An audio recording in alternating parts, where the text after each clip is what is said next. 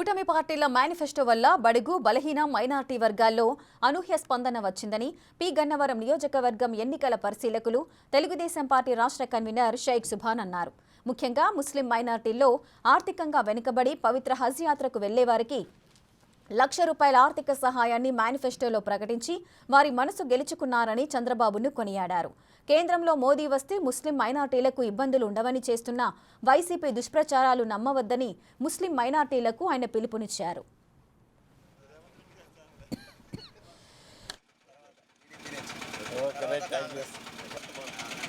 P Gannavaram నియోజకవర్గ పరిశీలకుడిగా కూడా ఉన్నాను.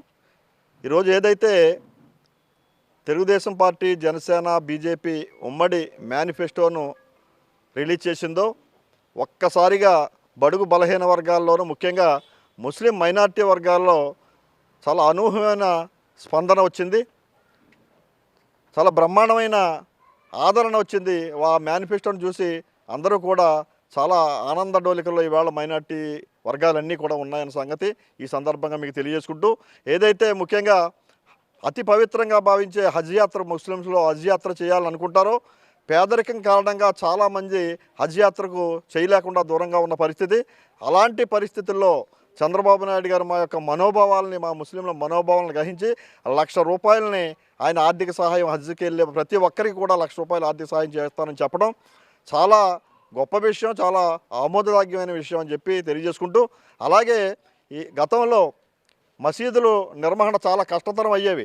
మసీదుల్లో ఉండే గురువులు, ఇమాం, మౌజన్లకి జీతాలు ఇవ్వలేక మసీదుల నిర్వహణ చేయలేక మసీదుల నిర్మాణాలు చేసేవారు. అలాంటి పరిస్థితుల్లో అది గమనించి దేశంలోనే మొట్టమొదటిసారిగా చంద్రబాబు నాయుడు గారు మౌజన్లకి, ఇమాములకి కూడా గౌరవ వేతనాలు ప్రారంభించడం జరిగింది. ఆ రోజు 50,000 మసీదులకి అంటే సుమారు 10,000 మందికి గౌరవ వేతనాలు ఇవ్వడం జరిగింది. మరి ఈ 5 ఏళ్లలోనూ జగన్మోహన్ రెడ్డి ప్రభుత్వం వచ్చిన తర్వాత వాటిని సక్రమంగా విడుదల చేయక, ఆ గౌరవ వేతనాలు విడుదల చేయక చాలా ఇబ్బందులు పడ్డారు. అలాగే కొత్తగా ఏర్పడిన మసీదులు ఏవైతే ఒక 3,000, 4,000 కొత్త మసీదులు ఉన్నాయో వాటికి ఒక్క మసీదుకు కూడా కొత్తగా ఆర్థిక సహాయం చేయలేని పరిస్థితి జగన్మోహన్ రెడ్డి ప్రభుత్వంలో జరిగింది.